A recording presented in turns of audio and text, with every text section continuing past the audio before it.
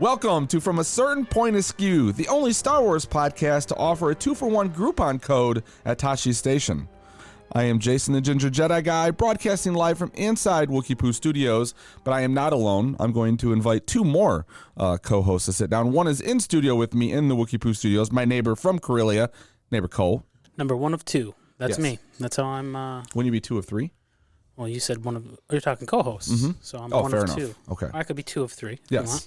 Welcome to Math Hour. Fractions are coming next on the final exam presented by FACPA. Thank you for having me down here. It is a pleasure, as always, Jason, the angry ginger Jedi guy. There's a lot of names. Yeah, that is quite the handle. It was nice to make the trek through Hoth down here as it was snowing and freezing rain and sleeting on me. Yeah, it's nasty. I've been down here in the Fortress of Solitude for a while, so I don't know what the weather is outside. Catching up on your Rebels. That's right. Last minute. Last minute, yeah. Surprise, the episodes are longer. That beautiful little laugh you heard in the background, that's our third micer coming in hot from the hyperspace lanes. We'd like to welcome to the show Matt. That's a good one. I was gonna say Doom. I ruined your impression with a poorly timed joke. No, the Mart one was good. We can start calling you Mart from now on. Yeah, because isn't his last name, isn't it Mart Matten or something? Isn't that what it is? It could be Matten. I don't know who the fuck we're talking about. Mart's the guy... Dude. The one that I hated. Remember? I was real upset with him. He was the whiny one who was what was the name of his team? He was part of Iron Squadron. Iron Squadron. Remember? He would always launch the stupid... He was the emo leader of that group, and Cole did not like him very much. But maybe he has more respect for him now. We'll see when we get to Star Wars Rebels. When they were trapped in the ship, that episode, those guys, it was like the mirrored version of them. Yeah, okay. Yeah. All right, I remember. I will say, hey, good mood, Matt. Thank you for asking. Watch this season. This season was fucking incredible. It was, and the second half really ramped up the emotions, which we'll get to when we get there. But I was having a tough time. Yeah, there was a few times I'm like, all I could picture was if Cole was sitting next to me and he'd just start ridiculing me for like having some type of emotion watching the show. Suck it up. Yeah. We're talking about Rebels, second half season 4, which we're going to cover. There's a few things we're going to cover, but I'll tell you about that in a minute as soon as Matt gives us all the details of how you can reach us. Yes, you can find our show at FromACertainPointAskew.com. You can find us on Twitter at FACPAPod, and you can find us, or you can email us at FACPAPod@gmail.com. We are also a part of the Podawan Podcast Network. You can find us at Podawans on Twitter. Speaking of that network, I was listening to an episode of the Clone Cast. Don't get mad. And they were reviewing an episode of Clone Wars where the one where Satine gets capped by Maul, you know? Yeah. Later in the episode, Palps shows up and fights Maul and Savage in this like epic saber battle. So last week when we were like, does Palps even know Maul survived the Obi-Wan slice? Yeah. And we watched a whole show about our memories suck. Well, I mean, we're swallowing like how much new content? I know, it's a lot. I still can't believe we were doing like listening to them, like the Clonecast guys do one episode per episode and like going for so long, getting so in depth. I'm like, how do we do a whole season of Clone Wars each episode we did? I mean, that is just rushing through it. It was hard even doing Rebels half seasons, you know? I mean, it's a lot to cover. When we're hard up for content, we'll revisit and we'll do them an episode by episode breakdown. There you go. Pick out our favorites. I don't even remember this. Yeah, there's a lot of that. It's not like the original trilogy that you guys have each seen 15 different times. Right. It's you know, I've watched these. Like, I don't know, this is my second run through Rebels, and I was still like, I kept remembering what was going to happen, but I didn't have it like... It was almost new again. Yeah, pretty much. Yeah. I couldn't tell you what was going to happen next on every single episode. There's a lot of, a lot of those moments. Yeah. It happens a little bit sometimes with prequel stuff where somebody will reference something that happened like in Revenge of the Sith, and I'm like, that happened in Revenge of the Sith? I need to rewatch that again. It's been a while. I've watched that one a few times. There's a few times I was watching this season where something would happen. I'd be like, I know that's in reference of something, but I just don't have it. Like when we get to the end of the season, the mural on the wall, I know what it is, but I can't remember the characters' names. I can only remember a few story beats. So I'm like, I need to go back and watch that just because I know it'll make a little bit more sense. But I had enough to know what it was. It was the Mortis stuff, yeah. Yeah. It takes me 15 minutes to warm up, and then I start grabbing people's names. I'm like, okay, I remember you. All right, on the show today, we got the question of the week, more Wedge in episode 9. The news, we've got the future of the Rangers of the New Republic, Book of Boba news, and Ahsoka news. We're going to hit some Star Wars Rebels Season 4, Part 2, episodes 9 through 16, you wrote, but I thought it was 15. It was just a longer extended episode, right? They list it two ways. Like, if you go to Wikipedia, it shows it as a combined 15 and 16, so I don't know. Yeah, When you go to Disney Plus, it just shows it as 15. Yeah, it's the farewell, or the reunion and the farewell combined, they have it as, yeah. Mm-hmm. Mailbag, we've got 2 emails in there, and then we'll wrap the show up with the FACPAtoid. Yep. Ready for the question of the week? Mm-hmm. So last week we talked about Wedge maybe feeling like he wasn't respected enough as a pilot. I'm the best pilot. That's so funny. So Dennis Lawson recently shared how his role in The Rise of Skywalker was supposed to be bigger.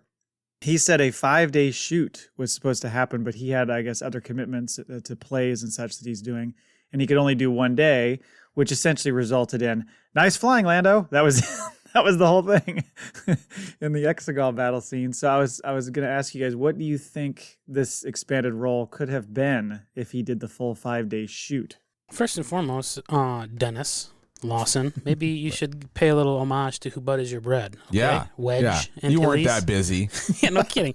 What is he doing? A fucking off-Broadway? Come on, man. You should be like, oh, let me clear my schedule for you. We'll halt production. We'll do it next weekend. How dare you not allow the understudy to take a couple of days and do the role so you can, do what pays the bills around the homestead? You've had your time. God. I think he might have been running the play. Like, I think he was like directing it or something. But even still, just to make you more mad.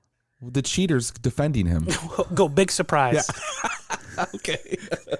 He claimed back like 6 or 7 years ago that they asked him to be in The Force Awakens. And his response was, they asked me, but it just would have bored me. Oh, fuck off. Oh, has he been hanging out with fucking Harrison Ford? And they're too good for their characters anymore? Is that what's going on here? Shit. They got a Star Wars hating Twitter feed that they started up? Apparently, we're not aware that Dennis Lawson is his name. He must be a really, really popular actor over in England. We just don't see his movies. Well, you know, He's so you know who busy. his nephew is. Yeah, his nephew is Ewan McGregor, right? Yes, exactly. Yeah. Mm-hmm. Well, what do you know? Nepotism at its finest. Do you think that when they came around to episode 9 after he had said that to them, because I mean that was JJ, or and then again episode 9 JJ. Do you think that they were like, he was like, okay, I can do 1 day. After he kind of shit on it the first time, then he's like, okay, I can do 1 day, and they had this 5-day shoot plan. And they're like, you know what? We're gonna give that motherfucker one line. Fuck him. Very well could be. We're going to get him at a very unflattering camera angle, like stuffed into the cockpit of an X-Wing. Behind the cockpit, you don't even see his face. Regulate him to the war room, command center. It made me wonder if they had a 5-day shoot. I mean, obviously it's a cameo appearance regardless, probably. It just is more of an expanded role. But I was thinking, like, what would they potentially could have done? What could they have done? Could they have put him in an X-Wing with Poe? Could they? I mean, from the books, and I've just barely gotten into this, but like isn't he kind of like the mentor for Snap Wexley, the Temmin guy from in the Aftermath series, all the Chuck Wendig stories? I think that he's like kind of ends up being sort of his mentor to a degree. So they could have done something with that, I guess. Yeah, sure. You're right. And probably it was more of that. Like maybe he had some scenes like before he gets in the X-Wing, and then some more shots of like maybe in a battle. Really? Like what else are they going to do with Wedge? I don't know. I just thought they could have put him in an X-Wing since he was just in the Falcon. They could have actually given him a few more moments. Yeah. Maybe he saves Snap or something and then bites it, or maybe Snap saves it. So I'm just thinking of different ways that they could have incorporated him if he actually had the time. Dennis, there's a series for you to replace Rangers of the New or Old Republic. I keep messing it up. New Republic. It's New Republic. Mm-hmm. There's a series for you. That'd be fun. Watching Wedge like school a bunch of fighter pilots. The Aftermath stuff. Top Gun, the Star Wars edition. Well, maybe that's what Kathleen Kennedy stopped from happening. Could be The Rogue Squadron. Or maybe that's what she's referring to when she's talking about sequel trilogy characters being used in the future. She was talking about that one little blip of Dennis Lawson as a sequel trilogy character. Like, well, we got to move some money around to really get Dennis to bite hard on this role. She thought we weren't going to notice, but we caught it. Yeah. Kathleen. So it's like trying to book him on a podcast. Like, what is your schedule, Dennis? Like, when could you fit time in? I don't know. He's like, do you not understand that I am the Robert Downey Jr. of the Star Wars universe? Dennis is like, you guys will, we can do FACPA Saturday at 1. Well, we're a little behind. Can you make it 2? On to the news. So, Rangers of the New Republic. So there was this story that was part of the Empire magazine article we referenced last week, and Kathleen Kennedy was kind of putting it to bed, but not just canceled, actually being absorbed into The Mandalorian somehow. Her quote was, "We've never written any scripts or anything on that. Some of that will figure into future episodes, I'm sure, of the next iteration of The Mandalorian." Which makes sense given all the storylines leading up to it. But I thought that was interesting how they're going to incorporate that.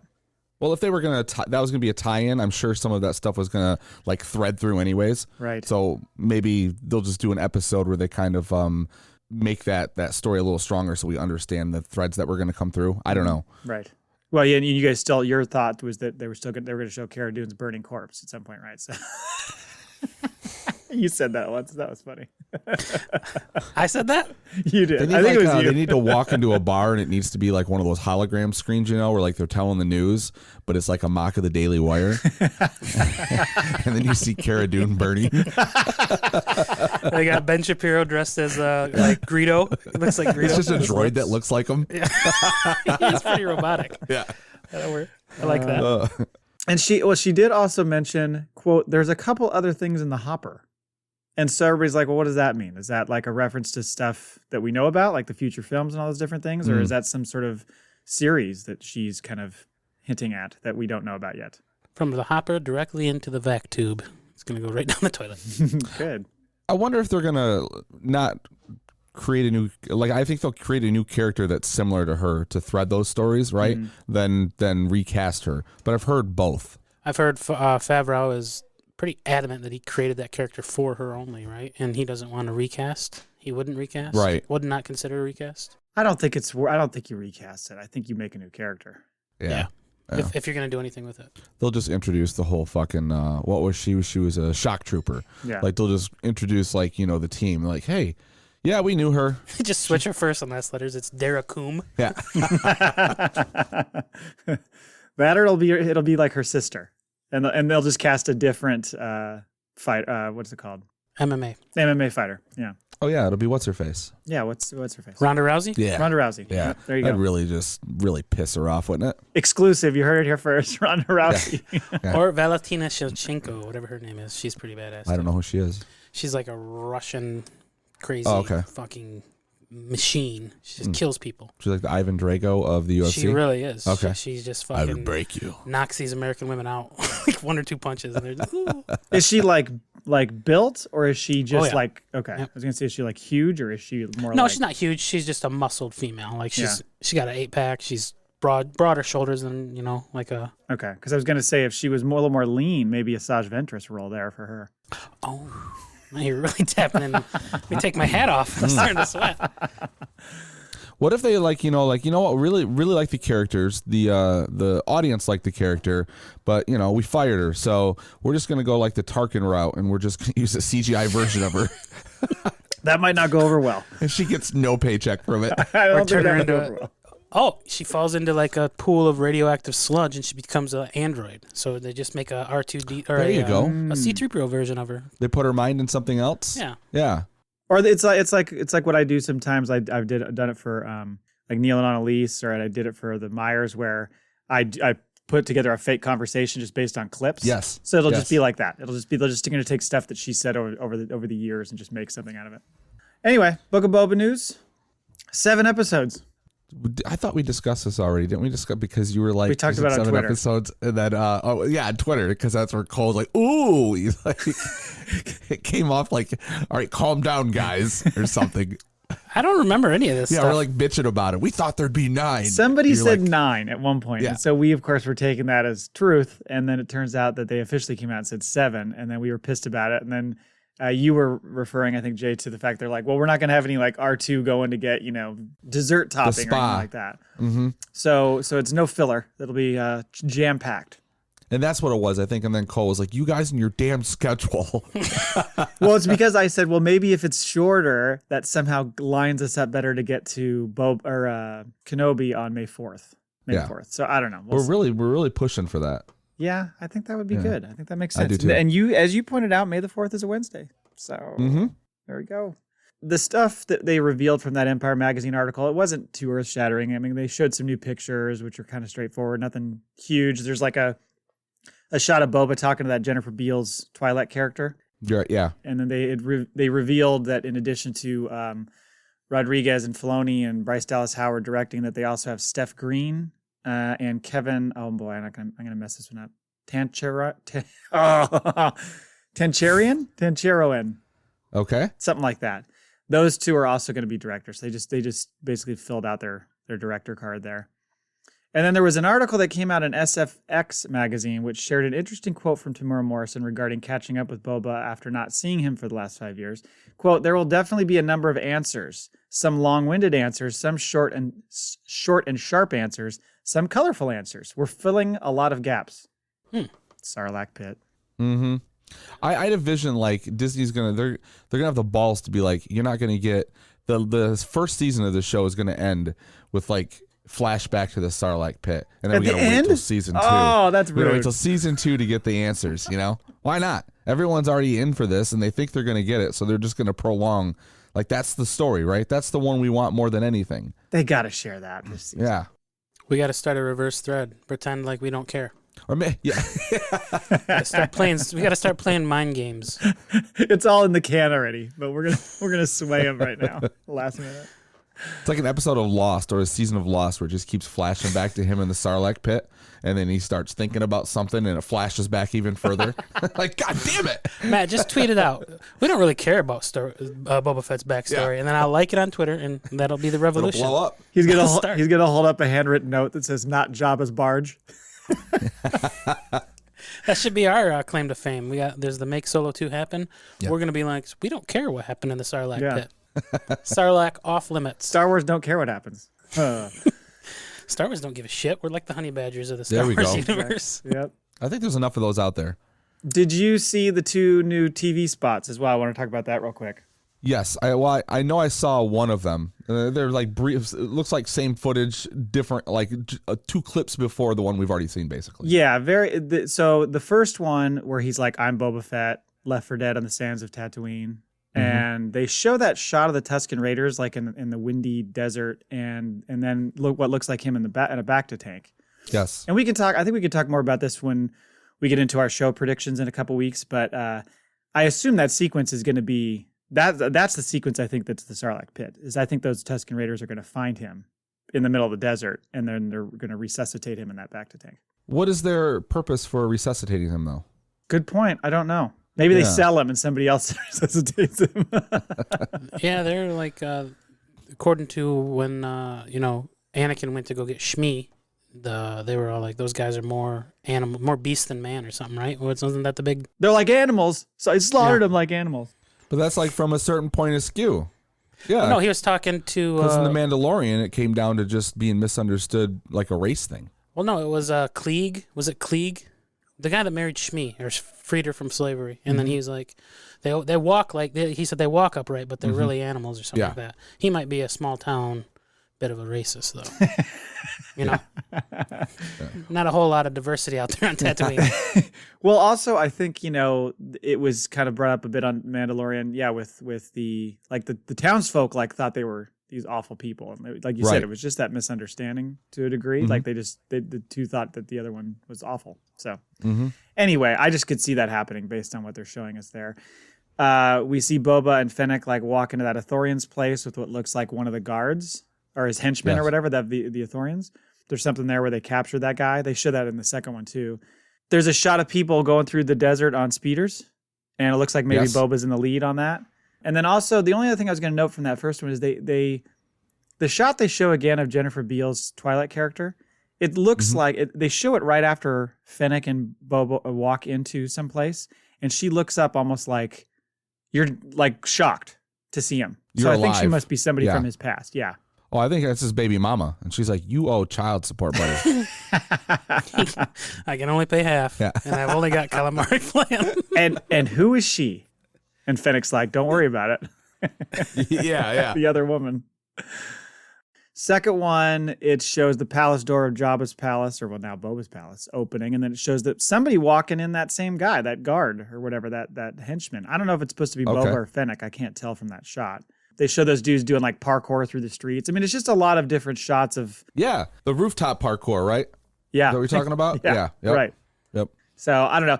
They did also show in the second one, if you didn't see it, they show the shot of them walking into some sort of like storage area or something, and you see Slave One. Yes. And there was an ugnaught grinding out the name of the ship on the side there.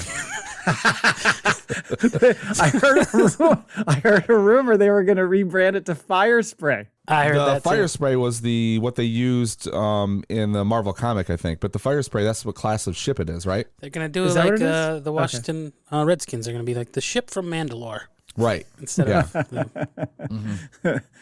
Yeah, that was kind of it for the Boba stuff. And just a quick note again to listeners: in 2 weeks, we're going to have a special guest on, and we'll do kind of our predictions for the show and all that kind of shit, and run through all the stuff we know. And so that'll come out on December 20th.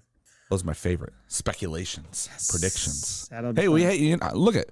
We've nailed quite a few We're going 10 into for these 10. episodes. That's right. Are we? I hope nobody's counting.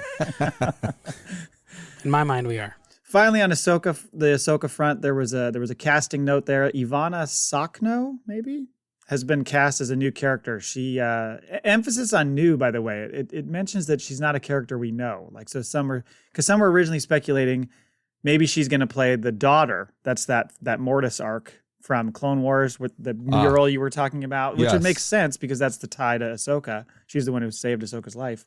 But if it's not somebody we know, then they're speculating, well, who would it be? Would she maybe be somebody like Thrawn's race? What are they called? Cheese? I always say that wrong. I always want to say cheese. Cheeseheads. Cheese. Yeah, I don't know how to say the name. Chies. I think it's cheese. It's Cheese. I say Ivana Saki, yes, because she is a looker. Yeah. I was gonna say I could see her going for just make up Asajj Ventress. Asajj? Yeah, and how do they know she's a new character? Like, who said we hired her and she's a new character? That was the release. That was the press release. I think it was part of the deadline report that came out on it, Okay. I guess. So Favloni's like, throw him off. Say it's a new character. Well, it could be. I mean, who knows? But we're all speculating on all this shit anyway. So, filming starts in March, as we talked about before, and I can't wait for that to start. I can't wait for that to come out. I guess it's not coming out probably till 2023. But you know what I can't wait for is to see some characters that we just saw in Star Wars Rebels. You want to talk about Star Wars Rebels? I do. So as I talked about earlier, the rewatch kind of it reminded me of how much I love this show. It made me kind of sad that it was coming to an end again, to like be done with this series. I got more sentimental as the series went on. Yeah. It like started to hit me a bit. Stupid cartoons making me emotional. Yeah, but doesn't that shows like how well the writing and the storytelling has been for this, right? Because like you actually have like an attachment to these characters. I think they did it much better so far than any of the Clone Wars or Bad Batch has been done well so far. Like animation and the storytelling has been good, but I don't feel like that attachment where like these characters, like you feel like you're part of the family, right? You spend so much time with them. There's a weird bit of like an intimacy with what are there? There 5 of them, 5 characters. Yeah, you never leave them. So it's I mean, but I think they leave us. Oh yeah, like we've talked about with the Bad Batch. It's you're darting back and forth a little bit. Sure, you're mostly with them, but you do lose them at times.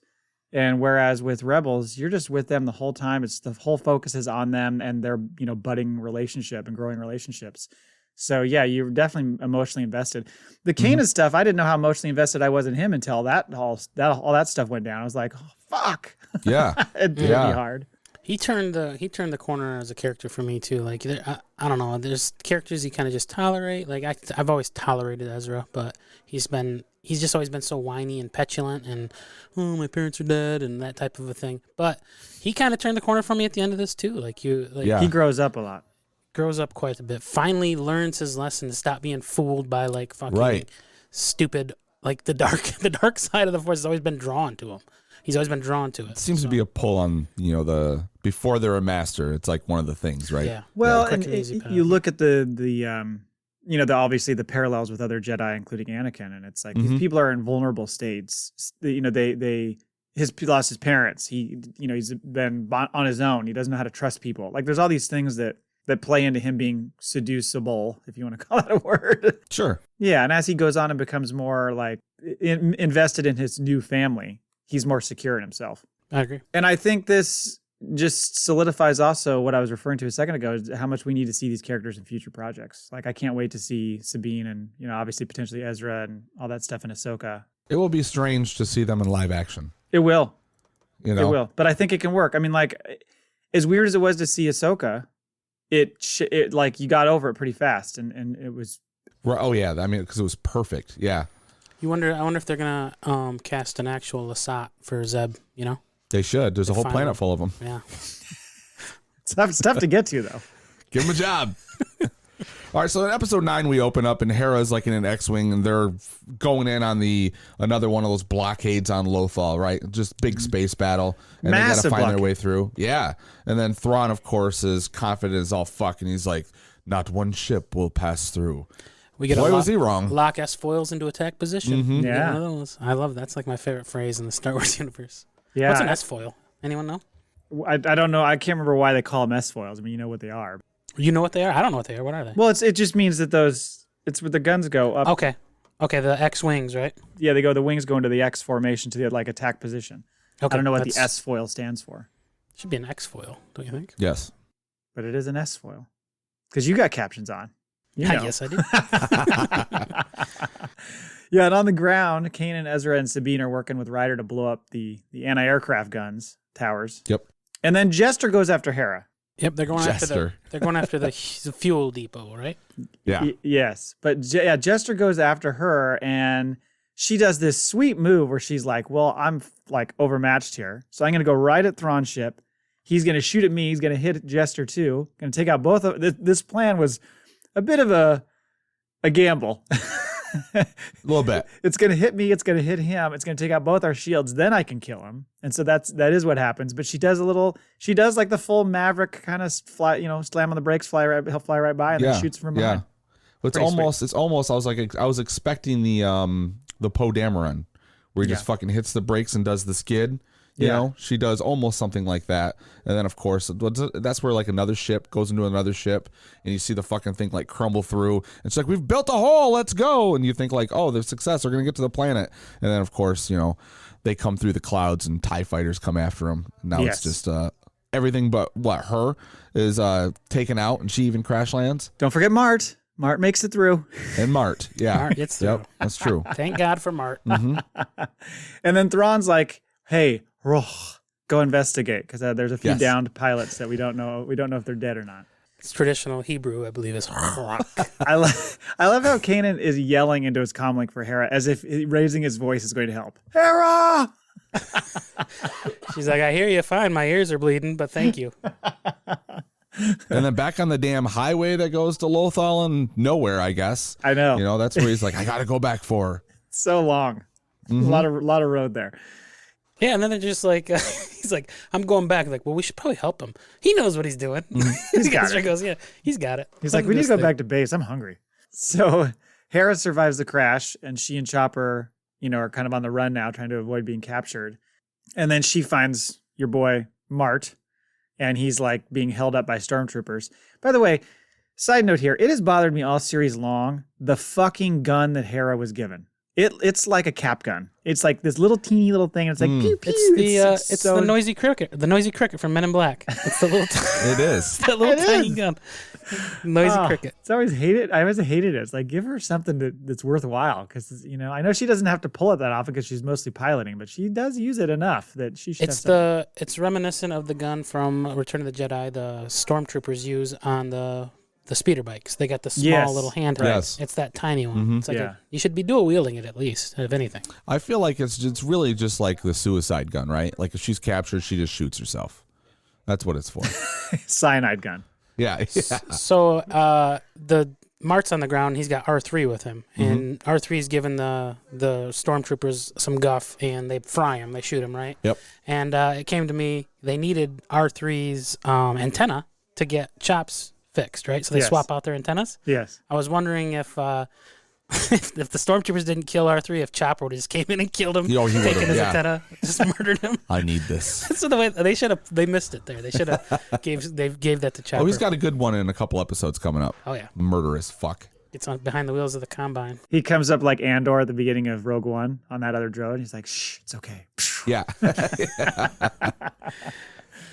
R3's like, I got a bad motivator. I can't keep up. We'll take care of this. Go to sleep. Go to sleep.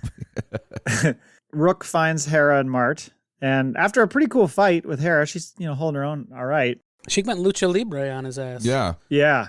Yeah, she goes He's like leaping off rooftops and coming down on her, and she like throws a couple of good haymakers on him though. She gets him with the Rey Mysterio Jr. Wraps him up with the legs around the neck and flings him over. Type of a move. Unfortunately, he gets the upper hand and nearly kills her. Like he's about to murder her, but then Chopper comes in and saves the day at the last minute and buzzes him, and then he gets away. So that they're not able to kill him.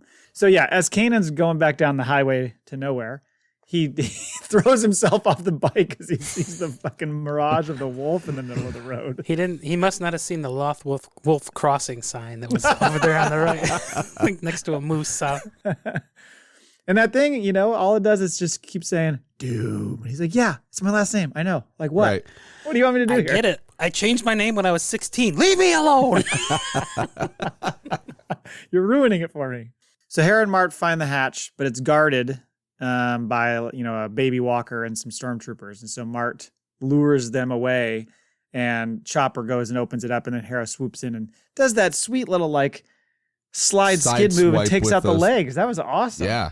Yep. That was pretty sweet. But that separates her from Mart, and then she gets into another fight, and she's captured. Yeah, because Mart gets to the hatch, and she's telling him, go. And Chopper's doing that but, and she's like, fucking go. So she shoots the on-off switch, I guess. Yeah. Closes the manhole on them, so now she's captured. And then, Pryce stuns her. Pryce back in play. A lot of Pryce action in the second half of the season. Yeah, Governor Pryce is all over this. Yeah, because she's about 5 seconds from getting shot right in the face from Thrawn, so she's trying to do good now. Right. Yep, and then Kanan tells Mart, because he's all upset. Martin makes it to Kanan. He's like, hey, there's nothing you could have done, but there's something I can do. So we go into Jedi Knight. You guys ready for this one? Oh. Yeah, I guess. Again, he has to start off meditating in the fields. Yep. He's meditating, and then Ezra walks up, and he's like, hey, I'm too close to this. I got too much emotion invested in Hera. You need to lead the mission. He's like, you sure about that? And so, meanwhile, Hera's being tortured by Pryce, and then Thrawn comes in and starts twisting the knife on her, talking about her Kalikori. Well, I love it when he walks in and he says, has she given up the location of the rebel fleet? And she's like, I haven't even asked questions yet. Just been warming her up. Yeah. She's like, you've had her for hours. Yeah. I know. It's been great. Yeah. And then he comes through and has her Kalikori in hand, and he's just flaunting it in front of her. Takes her heart from her, basically. So yeah, she references like a brother. She's like, oh, yeah, dead brother here that you lost at a young age.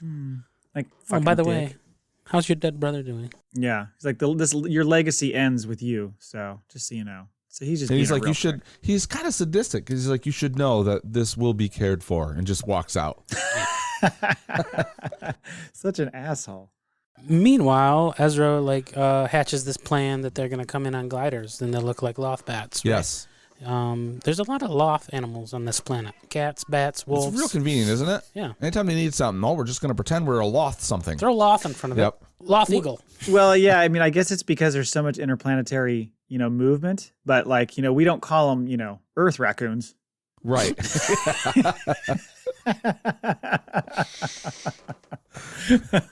You about wore that fucking coffee I was drinking. Get them a little bit more local, just like Detroit raccoons, Houston Eagles, just real close. But we get a little A-team building montage sequence there where they're putting those things together. They put those things together awfully fast. It's impressive. Yeah, I think it was less than a day. Easily, yeah. The sun was in the same spot when they were finished. Who'd they have there from Lear to show them whether or not they're going to be aerodynamic or not? Because they just, we're not even going to test run these motherfuckers. They look like birds. Yeah. Let's go. Pull Wings, this thing. There's a harness for us to hold on to. We're good to go. Yeah. They're going to start their own paragliding company after this is over. Yeah. Pull them behind speeders, do tours of... At least they start from flat ground, so it's not just straight off the cliff. Wait, what if this doesn't work? What do you mean? You guys ever heard of the Wright brothers? They crashed 70 planes before they got one in the sky, right? Meanwhile, Kanan decides to cut his hair and do a dry shave on his beard, and the result, no offense, looks like a blind guy did it. He kind of got a mullet going, too. Yeah, it was all cut, except for he left the tips flaring out. And I was like, that's a bad haircut, buddy. Not a good look. What was the purpose of that? I don't know. I was waiting for him to like, where's the Confederate flag? Yeah, all of a sudden he starts talking with like a country accent to Hera. Yeah. Hey, girl. What was the purpose of that? Was just like this, like a prepare for battle, prepare for my final moment kind of thing? He was preparing like he's going into his death. Like it's completely obvious. This guy is like, I think the Loth Wolf told him, like, you're going to have to die, dude. Yeah. Yeah. Maybe that was the haircut he had when he was Caleb Dune. She did say something later about that your hair hasn't been this short since I first met you. She said that. So I don't know if there was something there involved, and maybe he just fucked it up. Because he has to think forward to the fact that people are going to be showing this clip of him a lot later on. Is that how he wants to look? Don't you want to be looking your best? He wants to be looking his best when Ezra's looking at him through a portal. In the future. That's right. Another nod to Rogue One, because Tarkin informs Thrawn that his TIE Defender project is in jeopardy, because so he needs to go to Coruscant to kind of like plead his case to Palps, because he's like, Director Krennic is being quite persuasive with his project Stardust. Yeah. Yes. Yep. Little crossover there too. I thought that was good. Yep. So Kanan, Ezra, and Sabine make it to the base without detection. And Kanan's doing a lot of like foreshadowy talk, you know? Yes. Concluding with the dreaded, may the force be with you. Like, bad sign, bad omen. And it's even like he stops them as they're splitting up. He's like, you go 6 floors down, I'm going up. I know where she is. May the force be with you. And they're like, well, that's fucking awkward. And right before that, he says something to Ezra like, you're always like, you're a good listener. Like, you're good. Like, he's giving him a lot of those little heartfelt moments. Like, it's the last time I see him. I've never listened to a damn thing you said. I know I never told you this, but I wish I had drowned you when you were younger. And then meanwhile, up on the 6th floor, Hera's getting the mind control probe. So the 157th floor. I'm sorry. This is when he reaches out with, he's like, okay. He's like, I know she's over here. And then was it him or Sabine's like, well, the admin buildings are usually up on the 157th floor. So we know. And I'm like, what?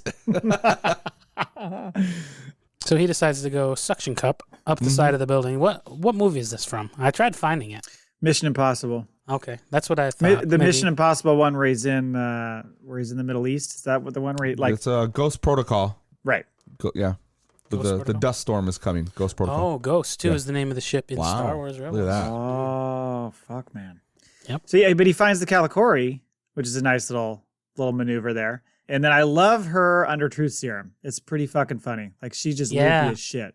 Because Rook comes in to take Pryce aside to like talk to her for a minute.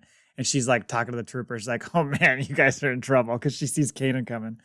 And he does some sweet moves to free her, and she's just fucking goofy as fuck. It's pretty funny. She snaps out of it pretty quick when they get to the gliders later, but man, she is just like out of it. She's a little horned up. Oh yeah. She's got Well, it only took her like a week or two to fucking start reciprocating his feelings. He's like, hey, I got to tell you something. Now it's like the other way around.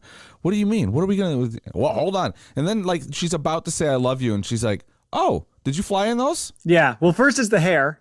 First she's like, I need to tell you something. I hate your hair. And then that's pretty funny. And then later it's the interruption by the gliders. So they just keep getting interrupted.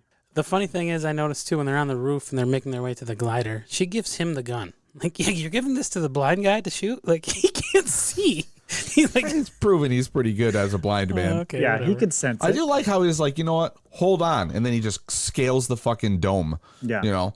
Holy hell. A lot of upper body strength. Mm-hmm. He's been doing a lot of pull-ups. He's doing that. Tony Horton. Tony Horton, exactly. Shout out. Rook gets Kanan's saber away from him, and then he just force chucks him off the roof. And as will become a theme throughout this episode and before and throughout the rest of the season, you can't just throw that guy off something. You can't. He's going to survive. Got more lives than like 7 Lothal cats. Yeah, you need to kill him. Like, you need to murder him. You can't just toss him. He's going to always survive that fall every time. So yeah, so they head to the fuel depot on the glider. Oh God, we're getting close to it. Sabine and Ezra, meanwhile, steal a gunship and head to the fuel depot to pick him up. Because the whole mission is, if they destroy the fuel depot, then the TIE fighters, well, actually, it'll destroy the whole plant, right? That's what they want to do. It'll fuck up the whole factory. Make sure the factory, those ships don't get off the ground, because the rebels will never be able to withstand once those things are like in mass production. They don't have a ship that can fight them. Yeah. Right. And as they're making their way to the to the fuel depot, Sabine and Ezra are getting their quota on killing stormtroopers because they're just shooting down these transports. They're shooting down stormtroopers. They're killing people left and right. So the action is much more intense in this back half than it's ever been. They saved their quota for the end because they start killing stormtroopers with abandon here at the end of the seasons. I do like how they get on the gunship and Ezra gets on. And the guys are like, "Aren't you the co-pilot? Why are you back here?" He's like, "I'm the backup pilot, so I'm in the back." Yeah. It's almost like they scratched their helmet. Like, that don't make sense. And then Rook informs Pryce where they're heading, so she's like jumps in some walkers to try to go trap them. Mm-hmm. And then finally, Hera gets a chance to tell Kanan she loves him, and they kiss, and we have a very sweet moment for Mom and Dad. It was. And we're thinking, if you're not sure what's going to come, you're thinking, okay, they're going to get out of here again. Sabine and Ezra show up to pick him up. Everything's good, and here comes Pryce, and she fucking just goes crazy. Like, what, you're so it was like if I on, can't have him, no one can. Yeah. She's like, fire. Yeah, she's so fixed on stopping Kanan that she just destroys the entire fucking factory because she's the one who orders the shoot. The guys even are like, "You want us to shoot the fucking what? The fuel pod?" Dumb. Well, this was like he's already threatened when I come back. Like, I'm going to deal with you, right? So she's sort of like at the end. If she doesn't capture them and do something that's like not been done before, she's pretty much dead woman walking, right? Right. So she's thinking this is my last chance. Right. But she does the complete opposite and wrong thing because she fucks up his whole program. So yeah, she shoots the fuel pod and it explodes and he turns and uses the force to hold it off so they can get off on the gunship. And we have kind of a similar thing to when the season 2 finale, when Ahsoka's fighting Darth Vader and sends Ezra back. He kind of does the same thing to Hera.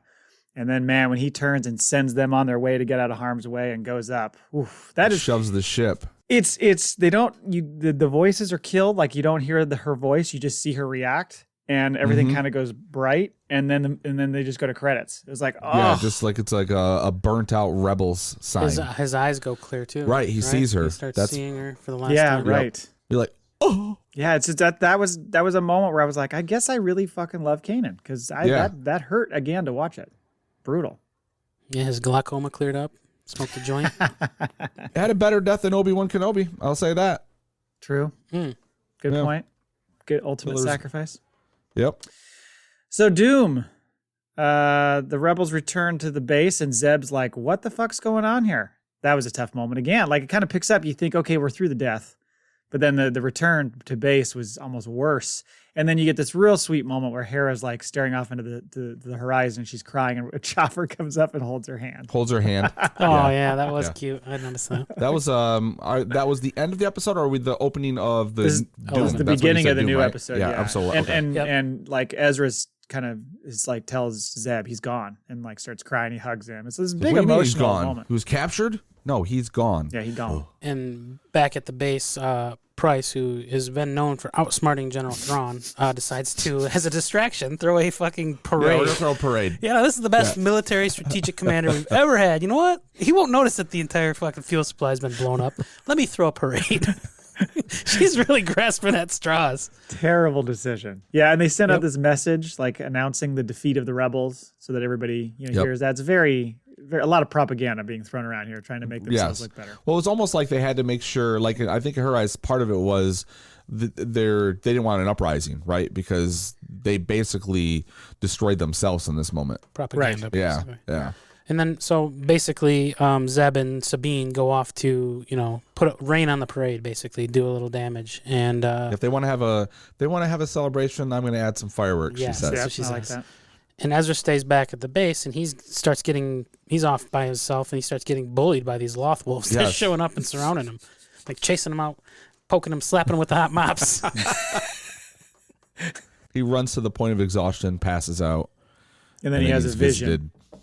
By a large. Yeah, he has a vision that he's lost without Kanan, because he tells him he's lost without Kanan and he's afraid. And that Doom guy the Doom wolf starts showing that he can say more than Doom. And he starts like saying really short 1 or 2 word sentences to him. And he's like, restore past, redeem future. It sounds like a caveman. Yeah. You're lucky I can say this much. I'm a dog. But he tells him he needs to go to the Jedi Temple because there's secrets within. So that's the kind of the message and the mission that he's going to go on next. And in the meantime, Thrawn, by the way, is like totally undressing Pryce for destroying the fuel depot and fucking up the TIE project and losing General Syndulla. Like, he's mad about all of it. He's like, so you killed Kanan. That's it? That's all you got out of that? Right. He's like, don't think that I don't notice what you're doing. You're throwing a stupid parade. He's like, I'm going to deal with you when I get back. Yeah. And I'm on my way. Surprise. And he tells Rook, he's like, they're going to be lost without Kanan, and they're going to start Yes. doing stupid shit. So just be prepared and kill them all when they do. It's like, okay. So she, Rook intercepts Sabine and Zeb, and there's a little bit of a 2-on-1 fight there. And Rook goes predator mode, where he goes infrared, or goes Cloak mode. cloak mode. But Sabine's got the old infrared predator mode on her Mandalorian helmet. So she sees him, they spray him, and then they end up beating his ass. And it's almost, there's a point where Zeb almost beats him to death. Yes. I was like, let him go. Yep. Yeah. Like, get off him, Sabine. Let him go. Let him go to town. She clearly didn't want to kill him because otherwise, when she planted that thing on the back of his neck, it could have just been an explosive and just killed him right there. Instead it was paint. Right. She said to paint him up. You know, don't kill him. Well, Let's paint him. Before that happened, anytime that they show them looking through the binoculars and seeing Rook in the distance, it just made me crack up because it happened earlier in the season, I think. But this time it happens, and I love it because Zeb's all freaked out about him. Looks like a baby Rancor or something. Yeah. And he's like, oh God, he's got freaky eyes, and he doesn't want to look. She's like, well, look, I'm not looking in those binoculars again. Rook's all freaked out by him. Rook's always like hypersensitive. You know, he got made fun of in school for being ugly. It's like, is there someone staring at me? Well, there's this shot where he comes walking in with 2 stormtroopers and he's like leading them through the doorway and he's like fucking 3 foot tall. Oh, and yeah, I was like, he's he's a short little cutie, isn't he? Yeah. I think we're kind of toward the end of the episode. I think it's like Hera's miserable, blaming herself for Kanan's death. Ezra ends up waking up from a dream. That was right, a that dream, part, yeah. right? And he ends up and he's got the stone with the father, the brother, and the sister. Right, Basically the hand signals. the hand signals all on. The stone is actually at his feet though, so manifested through the Force or something. Yeah. I don't know. You never know what's a dream and what's real with these Force wielders. You know, With these Force wielders. fucking Force wielders. And the end of the episode, they say there's a new mission. The Jedi Temple's in danger, and that cuts to the next one. Yep. And also Sabine and Zeb like tell Hera, hey, what Kanan did completed the mission. The TIE Defender project is over. So we'll take some solace in that. And she added a little item on her Calicori for Kanan. Yep. Episode 12, Wolves at the Door.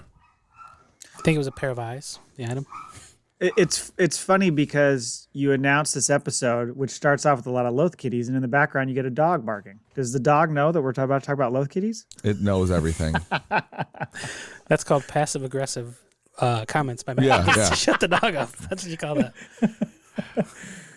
So Ezra shows the stone to the crew, and they're like, yep, let's go to the temple. And they decide, let's go in the backs of some motherfucking Loth wolves. Yeah, it's like, well, how are we going to get there? We don't even have a speeder. We don't have anything. It's on the other side of the planet. Oh, yeah? It's like a ultimate flex, you know. It's like a coat made out of panda. It's 100% panda. Yeah. Right. Well, this is also... Ride in on a Loth wolf. This is also the first time they actually see them for themselves because they keep talking about them like, what are you talking about? There's no Loth wolves. Yeah, right. So because they were a little freaked out by it. Yeah. I was hoping that Hera would get to ride the one called Doom so that Kanan finally had Hera ride him. Oh, nice. Didn't work out that way. Yeah. There may or may not have been some behind-the-scenes riding that we were unprivy yeah, I We're got questions about that pretty soon. Yep, that's true. She finally gets to wear her goggles. She had those goddamn goggles on her head the whole time. She finally noticed that. Uh-huh. They're also like they're attached to the Beats by Dre she wears over her ears, whatever the hell they are. Right. She should have hit like a button, like some music kicked in while they're like, they get like a really good, some good driving like 80s music. synthesized theme while they're riding through the weeds. It's the Miami Vice theme song. Hungry like the wolf. They spent a good riding wolves. But they spent a good 30 seconds like just letting us watch these fuckers ride the wolves, and then the weeds are getting deeper, and then finally they kind of disappear into them. Yeah, and I'm like, all right. Tunnel of Dreams is what they call it. Okay. And then Chopper takes the hard way. The wolf just grabs him up. I thought he was going to ignite the jetter and just fucking like follow him, and the wolf just like reaches down and fucking bites him. He's all pissed off. Yeah, and then we get like a fun little quote fest as they pass through whatever that is and wake up near the temple. And you're starting to get a lot more of these quotes, like these floating callbacks to earlier parts of the seasons and all in different shows and all that kind of stuff that's coming up even more in the next episode. But they arrive at the temple and find quite the excavation project going on. Yeah. I love how they use the video of Thrawn, by the way, to confuse those like scout troops or whatever. Like it's that shot that that Chopper's beaming out. They're like, what the hell are you talking about? They don't understand. And then Zeb just walks up and punches him. It works every time. And then Chopper's like, he's got this little evil laugh. Exactly. So we get a bit of introduction to this Minister Hayden. Voiced by? I didn't look, but I knew you were going to tell me. Malcolm McDowell. Oh, okay. Yeah. Yeah. Well, yes, I can hear that. They're bringing out the heavy hitters for last season because they all of a sudden the voice casting is going up. But his real name is Minister Hayden or Haydan. Hayden? I don't know what that's. Hi, Dan. Hi, Dan. It's kind of the way it's spelled. And they listed on this chat he's having with Palps, voiced again by Ian McDermott. So again, they're bringing in the heavy hitters. And finally, like this first time we've seen the Emperor in a long time. Yeah. I couldn't tell you the last time. I don't know if we've seen him in this series, have we? We have, right? I think so. I don't know. Maybe in the first or second season. I know they used Vader. Yeah, because Thrawn has talked to him. Yeah, we've seen Thrawn talk to him once or twice, or at least allude to it. But I don't remember if this is the first time we've seen him. Again, our memory's terrible. Yeah. So they're onto this project. They're proceeding with something about the Mortis Gods. Mortis. Mortis, I'm sorry. Yes. I must have auto-corrected on me. Hera's up on the ridge looking in. Mm-hmm. She's kind of hesitant to forego the operation. She's kind of lost her nerve with the death of Caleb. She's gun shy. She's gun shy. Yeah. Well, it's only 5 of them now. Like, no more help is coming. Well, then you get the Kanan ghost comes in and puts his hand on her shoulder. Right. And she's like, okay, She here feels we go. it. He's like, remember the last time my hands were on your shoulder? So you don't Like, step back, you're dancing kind of close. you don't remember the whole poke. Mortis thing, Jay? Is that what you were saying? I do remember it. I don't remember the name of. I don't remember her. I remember like there was a whole fight between them, and one of them gets stabbed, and Dad's dying, and one uses the powers, and then the woman dies, but before she dies, because wasn't Ahsoka infected Ahsoka was dead. by some. She was dead. Okay, but she just like lucks out all the time, doesn't she? That's right. So she was brought back to life, and that's why the owl, who was that woman, follows her around all the time, right? Correct. That's this kind of the spirit of the daughter. And so yeah, she saved Ahsoka, and the brother is the evil. So it's the daughter is the light, the brother is the dark, and the dad is the balance. That's the whole. And he looks like, but I don't remember him looking like an inquisitor in that show. Yeah, but no, in the he did. painting, oh, did he? Okay, okay. Yeah, yeah. And then he was wasn't kind of there a bastard. whole like They transform like into terrible? animals. Yeah, I was gonna say it turns into like Mortal Kombat 2 bad CGI where they turn into animals and start fighting each other. Yes. Right. Yeah, Okay. and then like Anakin is given the dilemma of we've got Ahsoka over here, we've got Kenobi over here. Which one are you going to save? You can only save one. Yes. That whole thing, and he's like, I will save both of them, fuckers. And so yeah, Yep. They don't call me the chosen one for nothing, dog. exactly. Right. They acknowledge it at the time. They're like, yeah, I think he is the chosen one. Was this where he had the vision for the first time, like where he saw Vader? Like, wasn't there? Was this the one, or was it where they were in the caves with Tarkin or something? And there's the whole. That's where Qui-Gon comes to visit, and there's he actually sees the fires in Vader. Yeah, I'm gonna fuck it up, but you're right. In that whole Mortis arc, he has visions of the future and what's gonna happen, like the Vader situation, and For the first he has all time, those visions. I think he even has visions about Padme as well, and that's where he starts to like really freak out. Yes. So yeah, so the floodlights come on. We see the mural of the Mortis Gods. They're basically trying to like cut through it with a fucking drill. Sabine and Ezra realize that the mural is like some sort of star map. It's like it's not a line to reveal the gateway. And so she's distracting the stormtroopers, and Ezra uses the Force to manipulate the mural, and the Loth-Wolves like take off. And so he follows them over in the shadows. From the mural wolves. Yeah, the painting comes alive basically. Exactly. And then they make this little like circle, and it's like, oh, this is the gateway. And just as they're about coming up on him, and they're like, hey, what are you doing over there? He jumps through, and then the troopers try to go after him, of course, and just smack right into Into the wall. Yeah. The old Coyote and the Roadrunner move on him. So then Ezra wakes up and he's in just a colorless plane. Yeah, so this episode we have referenced a bunch of times in the past. This is a world between worlds, and it is fucking wild, and it opens up so many crazy possibilities, and kind of like almost like, do you even really want to do that? Like it's almost like getting into sort of time travel, and it opens up a lot of things that I'm like, I can't believe they introduced this to It Star could be Wars. misused, yeah, and it's hopefully it doesn't get used again. Like, well, we see the destruction of it, so I don't know if there's another way through it or if this was the only way into the world, Yes. It's the star map. It's the star map from Mario Kart. Now, go back a few episodes when they were first taken through from the temple all the way to the other side of Lothal on the wolves. Remember the wolves led them? And there was a moment where, like, the footprints were the same, and all of a sudden they're like, boom, there.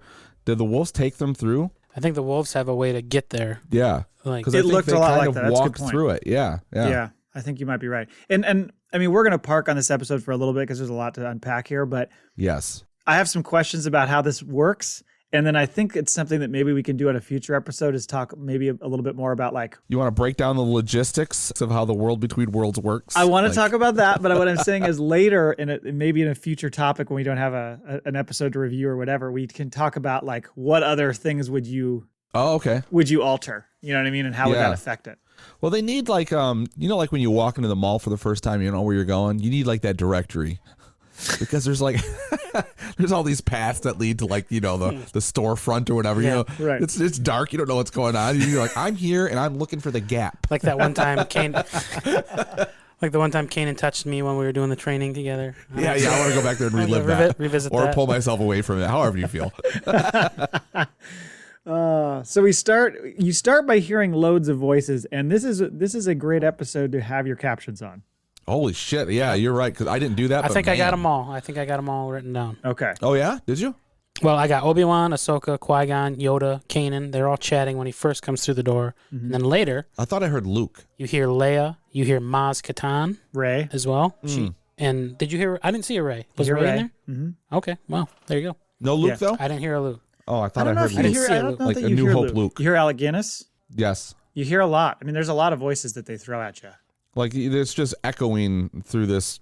Yeah, it's like Weird like you plane said, of it's a big existence. open. It almost looks like open space, but with a bunch of like paths that are kind of carved out. It almost feels like you hear the voice like where the door is. So that's like the directory, right? It's like if you go here, this is where you're going to end up. As like he's never lived those moments with those other characters, but it was sort of like when he was walking, the voices would change depending on what doorway he was by. It could I thought be. that's how It worked. could be. Well, and I thought the cool thing was that the first thing you hear when you go in there is you hear the Alec Guinness voice explaining what the Force is. When he explains it to Luke, that's like the 1st thing that he hears. So I thought that was kind of nice.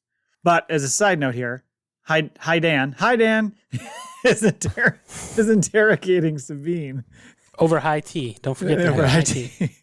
Asking her how they figured out how to get in the temple, because clearly he's like a little bit discouraged by the fact that they figured it out and he didn't. In 14 seconds, they open up the portal and jump through it. And he's like, all right, come here. And Sabine has no qualms about telling him that she's a bit smarter than he is. Exactly. He shows her that temple artwork and images and reveals that the portal is more than it seems. It's a pathway between all time and space, he says. And then he says, he who controls it controls the universe, which of course is why Palps is very interested in it. Right.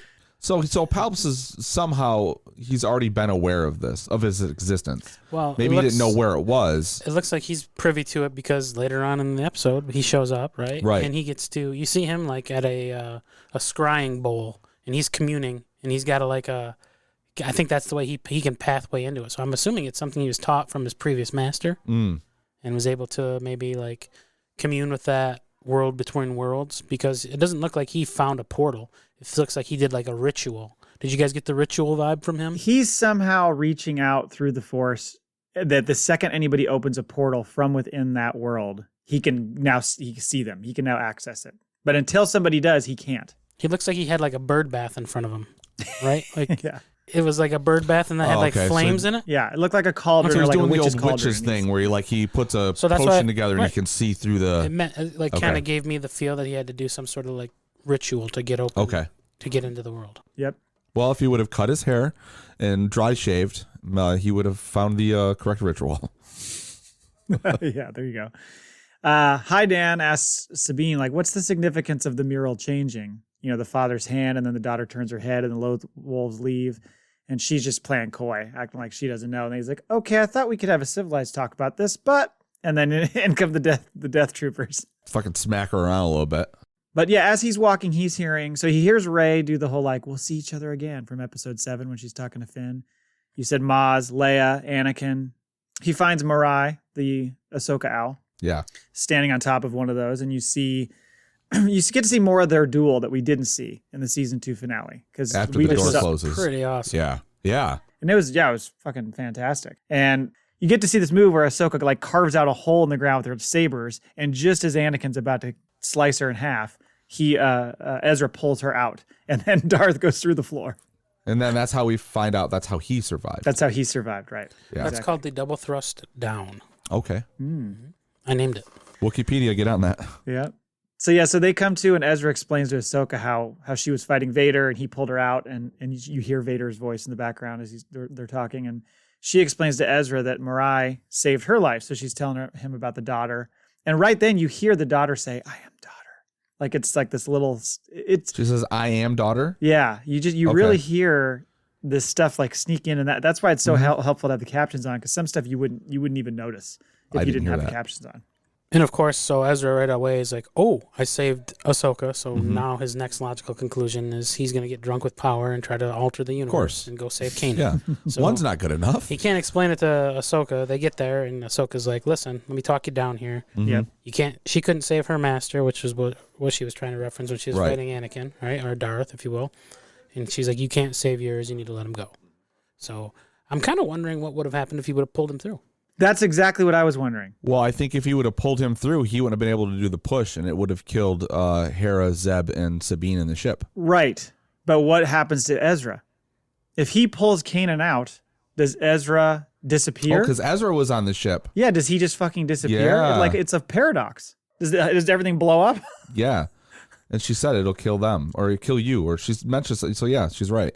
It would have. What if by them killing it sets off a chain of events, then 4, 5, and 6 never would have happened? The Empire would have collapsed. They were the ones that were actually fucking everything up. Well, yeah, it made me think exactly that. Like, what would be the outcome? Because now you're in this weird dead space in this temple, and Kanan's there, and he survives.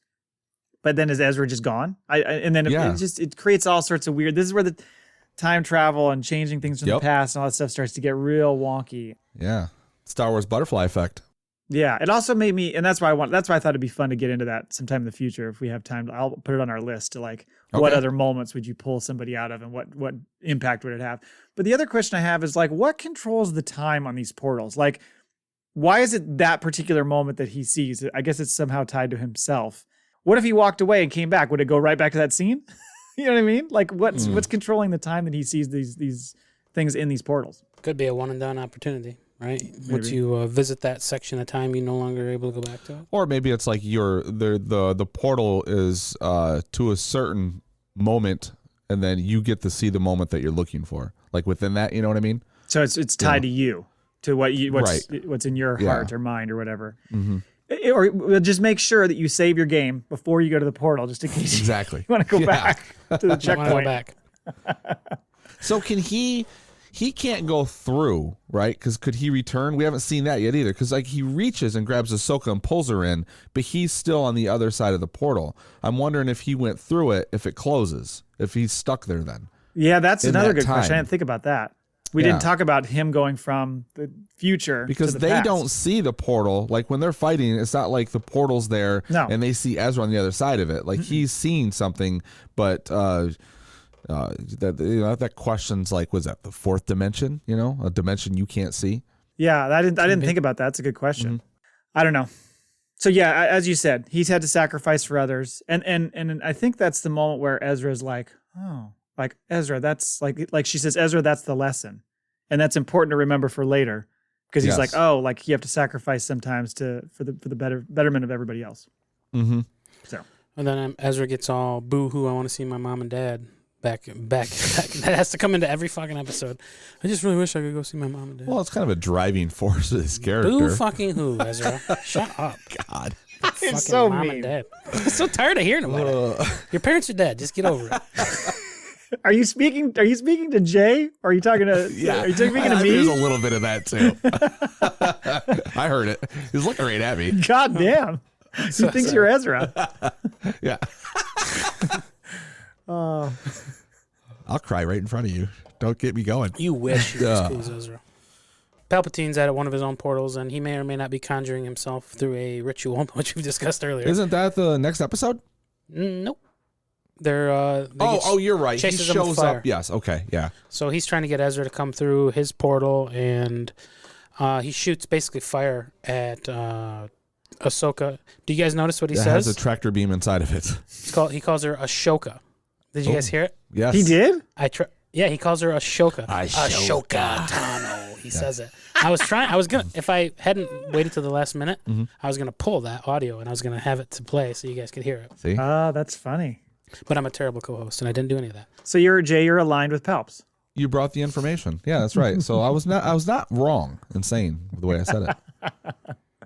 So he kind of sends the force fire after Ashoka and Ezra, and they together are able to hold it back. Like they push it back, and then they chops start. it grabs his foot and starts dragging. Well, yeah, they him. start running, and then he grabs like a tentacle, a force tentacle, grabs a hold of Ezra. Right. She comes back and lightsabers it, and he's you burned my fingers, owie. Yeah, I did. It goes back at him.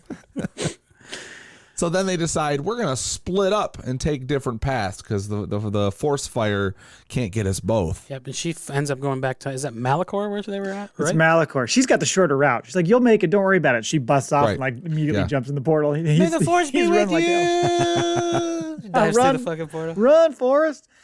And then it cuts to they're having a conversation with the minister about the painting or whatever, and you hear. Yes. And I was going to say. like, in the meantime, they're rigging. I know that language too. She goes, you're not going to like this, or Sorry what? about the mess. Yeah, sorry about the mess. Yeah, I love how they do it. So they rig it so because it's a mobile control center or whatever. So they just one side of the engine shoot, it just like flips over on itself. So they're able to get Sabine out of there. Really funny though on the Malachor thing.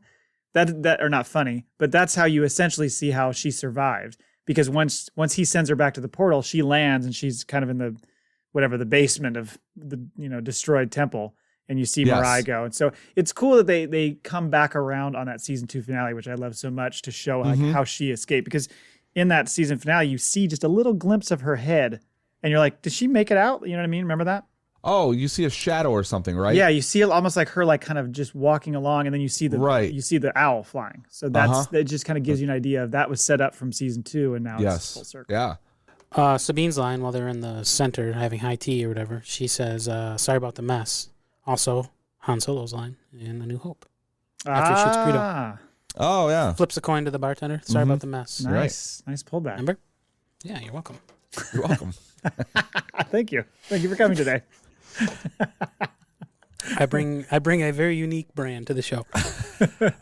So outside, Chop apparently has gone full fucking hijacking of the drill from Armageddon, and he's out there just fucking mowing down stormtroopers.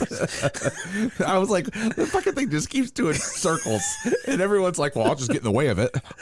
I'll stop it. I fucking love that droid so much. He's just fucking driving. He's like the Chucky version of droids. He's no chill He Chopper. was possessed by something evil at one point, and no one's questioned it. Yep. No chill Chopper. That's his new name. He just fucking doesn't care. Him doing that, seeing that, almost made me feel less annoyed by the scene in, is it Last Jedi, when BB-8 takes control of that walker and is like, come on. Yeah. Seeing Chopper do this, I was like, okay, fine. There's precedent. Yeah. Be careful. I like BB-8. He's one of I my like favorites. BB-8 a lot too. I just didn't like that particular decision, let's just say, by the filmmaker. But yeah, Ezra gets out of the temple, comes out through that mural or the gateway. And not only does the mural close, when he goes to close it, the whole fucking temple just goes down. And I love it because Hydan is over there like, no, and then just falls in. Well, he has to go shut it down. He has to go do the fist bump to the brother. Fist bump, yeah. Careful. Yeah. You be careful over there. So apparently now the temple's just a big symbol on the ground, and Ezra's like standing there, and he sees a Loth wolf off into the distance, and unspoken, it's pretty much Kanan, right? Just sitting there watching over him. Yes, the line is, I guess Kanan's truly gone now. Like that was kind of the final. He led them there for that purpose. Paris says that to Ezra. Yes, right. Yeah, and he kind of confirms that yes, he is. Yep. And now he's just a little Loth wolf.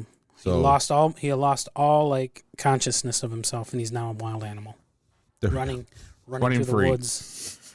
The And wheat fields of Lothal. we end with Ezra saying, "I know what we have to do now." Yep. Again. And then all of a sudden he becomes Sherlock Holmes with the greatest fucking plan in Star Wars history. And a backup plan. Yes. Yeah. He had it all accounted for. Mm-hmm. So episode 14 is A Fool's Hope. I do want to add something here. This was like, because we were crushed for time, and I was like, you know what? There's always the one episode just before the season finale, or the one where it's like, it's kind of a dump. So this opens up like it's going to be one of those episodes. Let's kill some time. So I almost like was just going to skip through it and get the beat for beat. Yeah. This fucking episode is amazing, and it leads right into the season finale. And one I want to say is the animation. They kicked it up a level. The filmmaking, like the way they use the camera work and the shots and everything, it was a lot like the final 2 or 4 episodes of Clone Wars where they came back and rebuilt it. Like this was cinematic. Like the action beats, there was so much more going on. I was blown away by these 2 episodes. Yeah. There's a really great action sequence in here.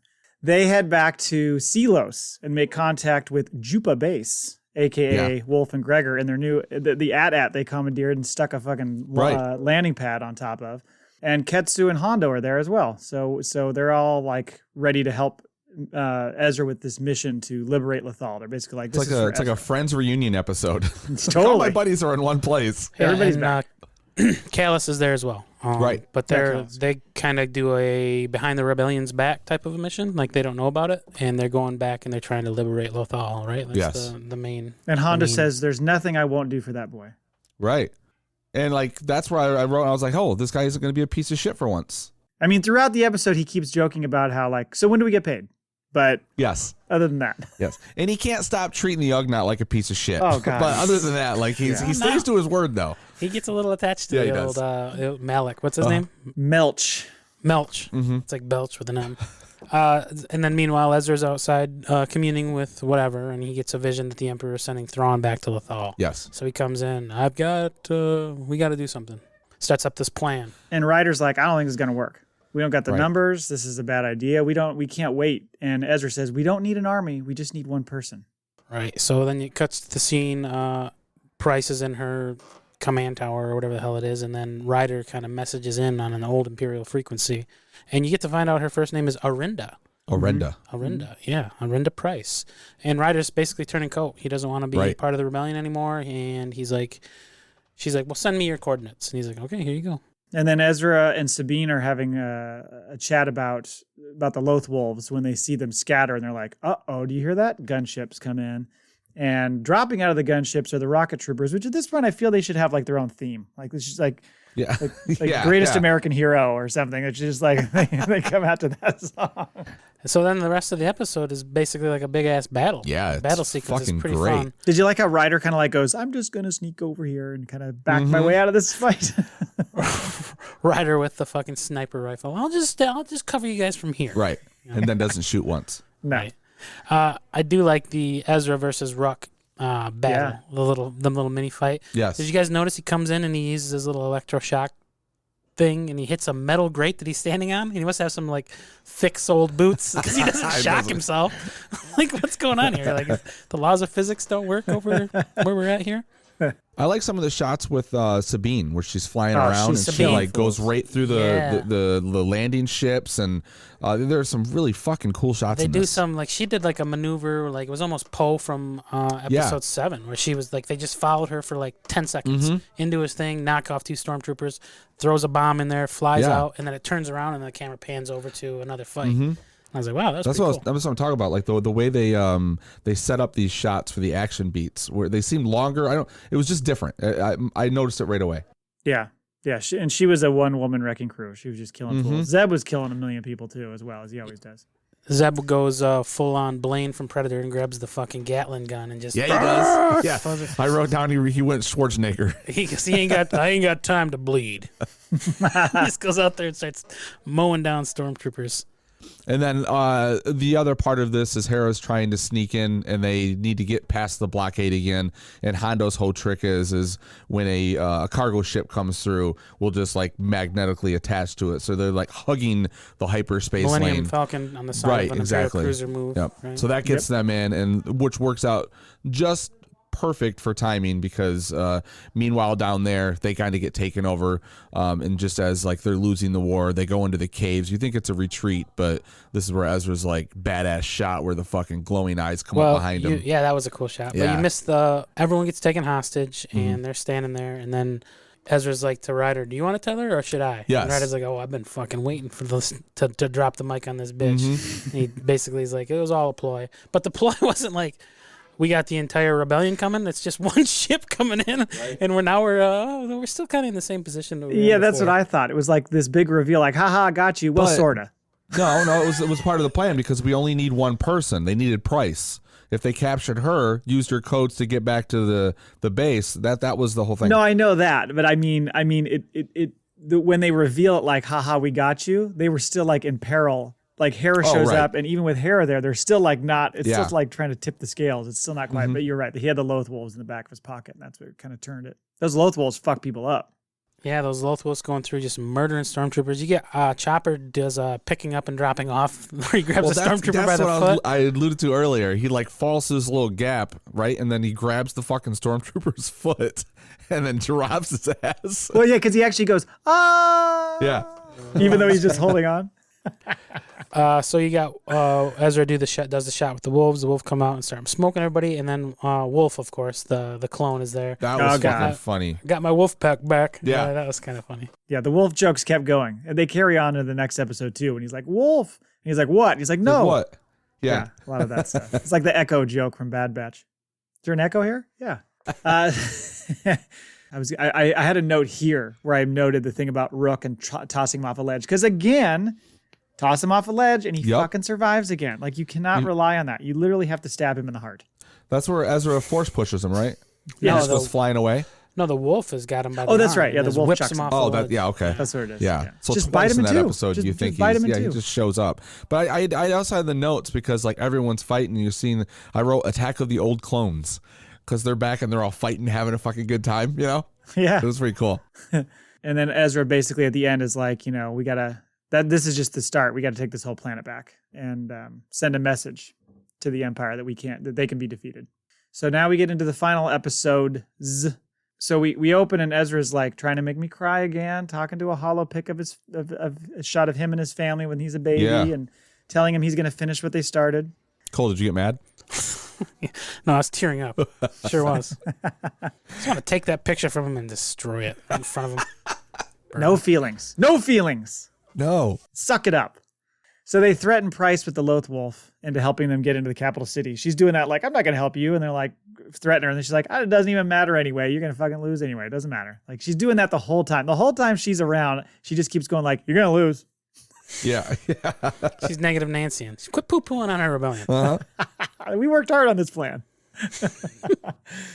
They land at the command center and attack the troopers. And as they all head to the command center, Zeb launches the ugnaught all the way up on top of the glass in this just ridiculous scene. They can fly. That was so Honda funny. says. And he smashes on the upper part of the glass roof just like slides. a fucking bug. Yeah.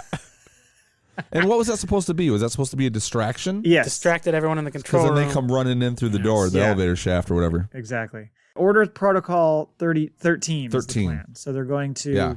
to all personnel back to the base for evacuation, and they'll launch them into space and blow them up. And so back at the new, like, I don't know what you'd call that, rebel encampment where Mart is, and he's sitting there with Gregor and Wolf, and they're talking about, and he's like, hey, I've got this special mission from Ezra that he gave me. And then right then Rook attacks them. They fight. The Wolf comes in and helps kind of save the day, but he manages to get away in a gunship. And then he tells Thrawn, like, they're heading for the command center.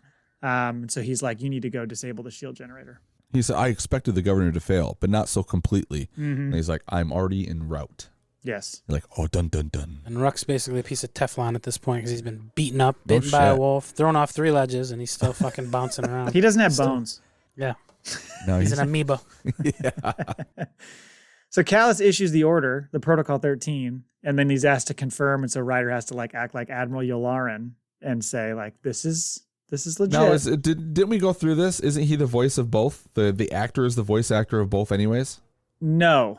Oh, no? No, because Ryder is Clancy Brown, the guy from Yes. Shawshank. Yes. The guy who is Yularen is a different guy. Okay. So then, just as they're about to launch the dome and self-destruct, in comes Thrawn and kind of cuts them off. And basically, they're like, well, let's just launch anyways. Like, yeah, then we'll fucking smash into them and the whole city will get destroyed. So we can't do that. So again, Thrawn just knows he's fucking one step ahead. I do like the plan, even though Thrawn kind of sabotaged it, but the whole idea of getting the whole Empire all in, it's basically they're going to blow up the Death Star. Yeah, That's what it is. They've got everyone in it. They're just fucking take it up to space. They're going to blow it up. McDonald's employees, off. Get off the command center. You don't need to go for this time. Go take a break. Local 374, you guys are on your lunch break. Go ahead and get out of here. Don't worry about those steel girders. Quickly. And then Ezra contacts Thrawn and is like, you got to move because we're going to blow up all your people. And he's like, if you let us go, if you move out of the way, we might let your troopers and Pryce go. Which I don't think he understands how little Thrawn cares for Pryce, by the way, at that point. Or anybody. I feel like if Ezra would have been negotiating with Constantine or something, that plan might have worked. But Thrawn's like, listen, I didn't get to be Grand Admiral overnight, son. Yeah. Either let those people, or just like, surrender, or I'm going to start fucking battering the city. Yeah, because now he's like, I won't hurt any of my people. Now I can hurt all of yours. And he's like, just to show you that I'm not playing, he's like, open fire. Just lets the Lothalians have it. Yes. For about 15-second, what do they call it? A 15-second volley. A little, give him a volley, Governor. Yes. Hit him with it. And those shots, even those shots you were talking about cinematically, those shots of all those things getting destroyed in the city, that was really cool the way they did that. I mean, obviously it was horrific, I guess, but it was cool. And then Hera pleads with Ezra. She's like, you can't go, because again, she doesn't want him to go. She's worried he's going to die. Because he surrenders. He's like, fine, I won't go. So what are we going to do? And then he kind of gives the wink to Chopper, Sabine. Who opens the vent door, and then he kind of gives the look to Sabine, and she's like, okay. And she goes over and distracts them so he can fuck off and get out of there in a gunship. So this is still part of the plan. All part of the plan. Yeah. Yeah, he gives Chopper his saber too. That was kind of a cool scene. Yes, so that's something to keep in mind, is that at the end of this show, Sabine's got his saber. So just keep that in mind for Sabine has future. Ezra's. Yeah, Ezra's saber, yes. Mm-hmm. Okay, because Kanan lost his. We don't know where Kanan's is at. Somebody got it. Remember, they retrieved it. Did they hand it to him at one of the end of the? They retrieved it after Rook knocked it off. They found it after he had died. Because Ezra doesn't have his lightsaber when he gets on the ship with Thrawn? He gives it to because he's Chopper. just doing force pushes. Yeah. Yep.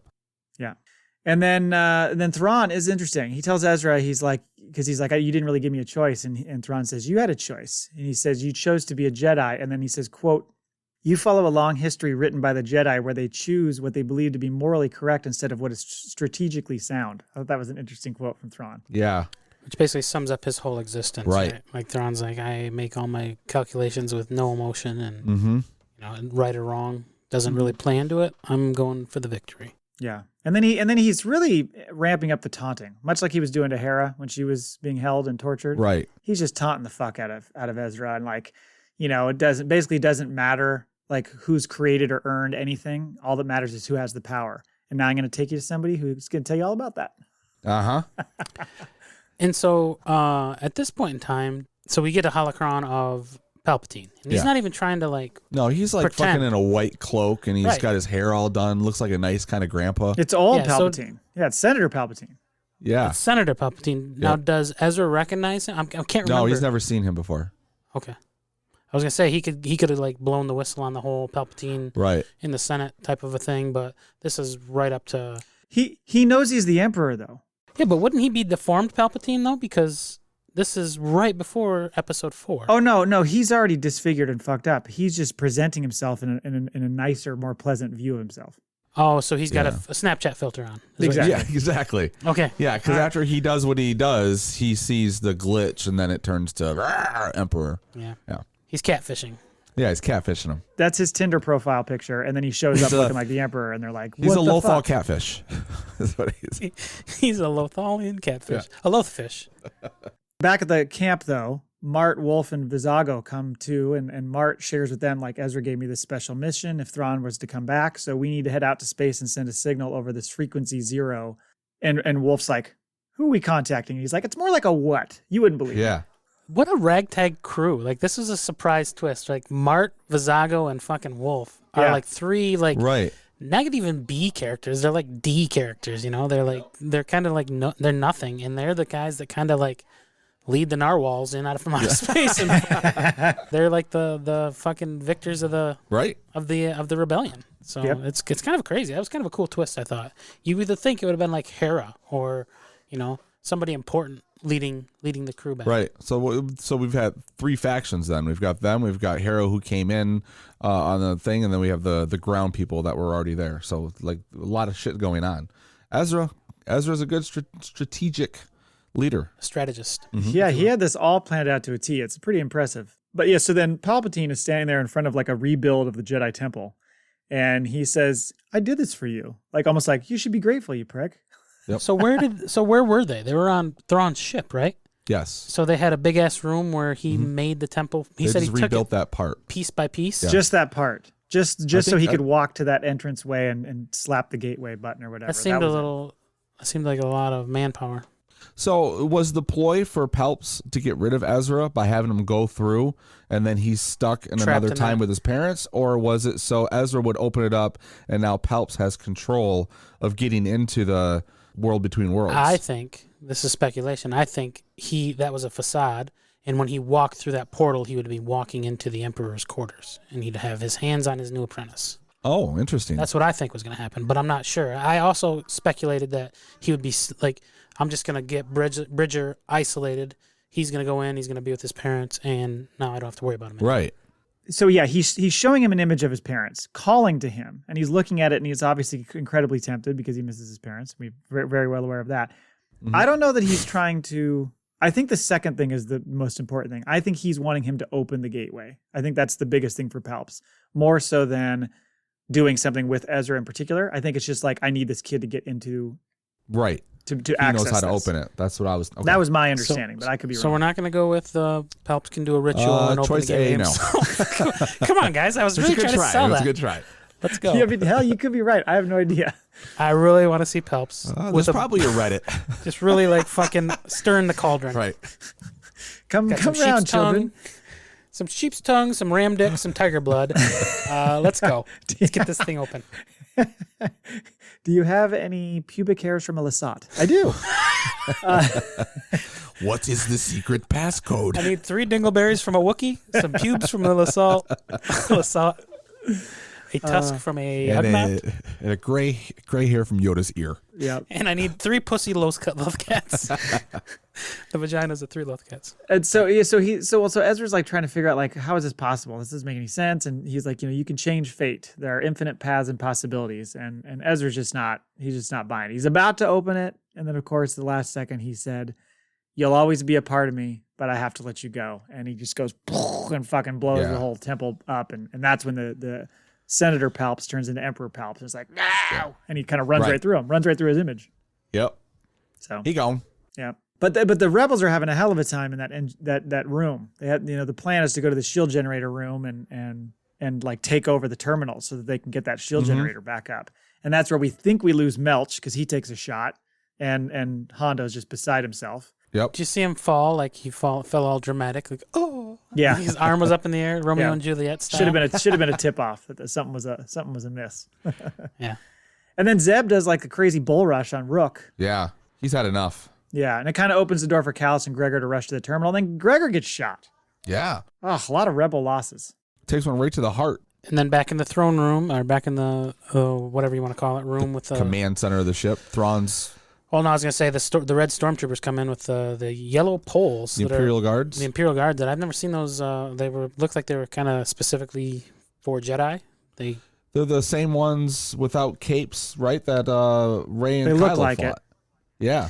They look like that or from Return of the Jedi, the guards that he has in that. Yeah. The Emperor's Guards. The handler poles. They have these handler poles, and they're able to kind of wrap up Ezra, but Ezra takes the rocks from the temple and bowls them over. It was almost the same shot from when his name escapes me. Snoke is sitting there and he's fucking, levitating and giving Rey the pain. Yeah. And he's like, but Ezra throws the rocks at him and ends it. But it felt like a very similar it was similar thing. And then Zeb locks Rook's foot into the power core as they're kind of clanging around down below. I love that. He does it with his feet. He bends the metal around Rook's foot.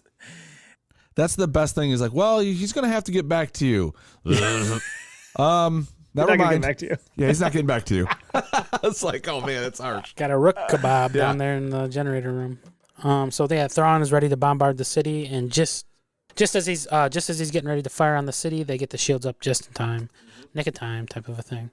And then we see, Gregor has his goodbye with Rex. It's been an honor serving with you. So we get that little moment between them.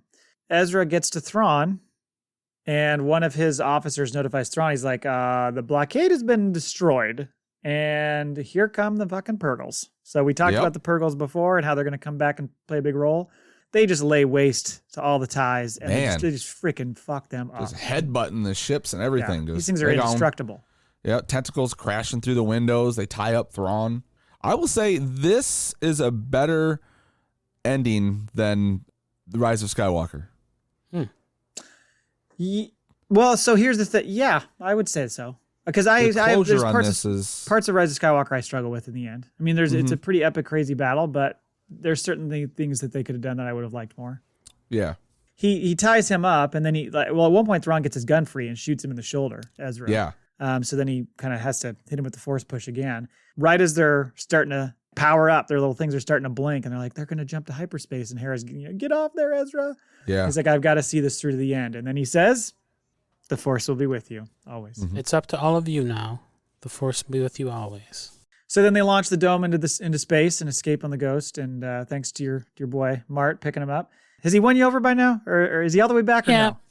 Mart's kind of chill. He's no longer teen angsty. You think we'll see live action Mart? I'm hoping so. Maybe. Mart versus Toro Calican. Oh, fuck. In a death match. God, Mart all day. General Pryce or Admiral Pryce, whatever her name is, she goes down with the Titanic. Yeah. Yeah. She's like, I'm Imperial to the end. One love. Well, she dead. One love, y'all. Dead now. Yeah, and then Hera's immediately like, we got to figure out the trajectory that Ezra's on. We got to go after him. And that's when Chopper rolls in and plays the pre-recorded message. And here we go again. Like, I got to grab the tissues again. Yeah. And he does this whole thing where he's like, kind of goes one by one saying goodbye to each person. And then he says to Sabine, remember, I'm counting on you. And she's like, what does he mean by that? Yeah. And then he says, I can't wait to come home. So couldn't wish for a better family. That kind of leads into the whole like Ahsoka series potentially there. He wants to come home. And the crew realizes they'll need to be prepared to fight the Empire because they're going to come back and try to take Lothal. And then they see all those Lothalians just going fucking buck wild and all like happy as hell and get the big celebratory scene. They get the guns out and go after the stormtroopers. Yeah. It was very much like the ending of a Star Wars movie. Yeah. There was like there wasn't really the parade, but the city's alive and everyone's celebrating. Yeah. Yeah. And then fast forward 5 years. And we're back on that comms tower. And I think I mentioned this when we first started off the series. It's the same, almost it's exact. the same shot. Yes, of Ezra sitting there. But this time it's Sabine. She's even got her haircut short. Yep. Which is probably the worst haircut of hers. I don't like this one as much. Yeah. But she's sitting there and she's kind of looking over the city, which has now been rebuilt and is, thriving again like it was once before. She sees a couple X-Wings and a shuttle fly over and kind of smiles. And then she starts to recap what happened. So it's, the attack never came on Lothal. After the Battle of Endor, the Emperor's reign was over. She mentions how Hera Rex was took involved part in and that. so were Rex. Yeah. Yep. And we've seen Rex in the movie, but we haven't seen Hera. Correct. Right. Yep. And then Zeb took Callus to Lyrasan and showed him that the Lasat people were still around. And they welcomed him as one of their own, which is quite big of them since he slaughtered so many of them. Right. Yeah. Quite a redemption story for Callus. Mm-hmm. Hera had a baby, Jason Syndulla. Okay. So, hey, here we go. Okay. He was getting wild with her. Yeah, but if they never said I love you, like, come on. Oh, hey. Let's wait for that. You don't need it. You don't need that. Walked you right into that. Kanan slipped one past the goalie. Good old Kanan. We know he wasn't always in his bedroom. Maybe it was just a one time. Shoots, he scores, one time only. Well, it could have been. It was, maybe she thought it was a mistake. That's why he didn't want to ruin the friendship. That's why he cut his fucking hair. Yeah. I got one. I finally did it. Time to cut this mop. I like how he's full human, but he's got green hair like her head tentacles. Yeah, right. Exactly. Yeah, so his name is Jason Syndulla. Jason Jace? Syndulla. Oh, it is Jason. Yeah. Sorry. It's Jason. J-A-C. It's spelled a little weird, yeah.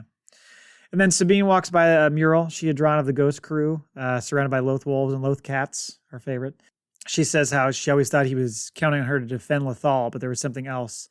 And then she says, he's out there. It's time to come to bring him home. And then she looks over and there's Ahsoka Gandalf standing there Ahsoka Gandalf with her staff ready to go. I would like to point out that when Master Ezra is found, Kanan's kid, Hera's kid, will be about 10 years old. So if he's force sensitive, there you go. There's an Jason apprentice. Syndulla sign. Yeah, I like it. Mm-hmm. I like that. Start him late. Never fails. Yeah. 10 years old, put him in. I wonder if they make another trilogy, if they'll make all those characters into the movie. Or if they'll keep those on the TV side with the... Yeah, I don't know. There's so many ways they can go with that. Yeah. Did you see what she was carrying? She had something slung over her hip. It looked like a terminal almost. Maybe it was just part of her Mandalorian garb I didn't or notice bag. that. She had looked like a little typewriter, one of the old word processors almost. Yeah, it's like a Pitney Bowes. She's typing. She's like writing Pitney a book. Bowes, yeah. That's how that's what she was writing on when she was telling the prologue. Oh, she's doing her memoirs. Yeah, it was her blog. Okay. Yeah. Should have put that together. It's her blog. And they hit you with the very emotional, I don't know what theme that is, but the very emotional like Star Wars music at the end. Again, it's just like, ooh, like it just a very emotional second half of this series. I loved it. So obviously that's going to be a big part of the Ahsoka plot, which I'm looking forward to. And there's been rumors about Rebels season 5 at some point, but I don't know if that'll happen. FACPAtoid. FACPAtoid from this week. Ugnaughts are a small species of humanoids with tusks and upturned noses. Lord Ecclesias Fig built Cloud City with the aid of 3 different ugnaught tribes. When the city was complete, Fig allowed the remaining ugnaughts to remain in residence and maintain the city for a share of the mining profits. Oh, interesting. Yeah. A little indentured servitude, but with some payoff in the end. Compensation. They just weren't allowed on the main floors. Right. Yeah. That's still an ideal setup. Be heard, they're not seen, but whatever the fuck is it? Out of sight, out of mind. There you go. Say. I was just Sputtering say, out. Children are meant to be seen, not heard. Isn't that the? That's also what I was looking for. Thank you. Lord Ecclesias Fig. I like that name. Ooh, that's gonna be my new gaming tag when I. It's just E-Fig for short. E-Fig. All right, that's it. That's our FACPAtoid. That was our coverage of, I guess, all 4 seasons now. We've covered Rebels. You're welcome. I thought it was fun. It was exciting to go back and watch it all. It had been a long time. I just thought it was such a great series. As much as I, in retrospect, did enjoy the Clone Wars, Star Wars Rebels was better for me. Oh yeah, yeah. Same for sure. And I'd never finished 3 or 4. I never went into them, so like that was new for me. And I thought this last season was fucking incredible. So, bravo to you, Favloni. Yeah, and Filoni. And to you mall baggers, we'll get to your mall bag entries next week. We just ran out of time. Yeah, so if you have any questions or anything you want to hear us talk about, please send an email to where? FACPApod@gmail.com. There you go. Thanks for listening, and until next time. Never tell us the odds. In our experience, there's no such thing as luck. We spoken.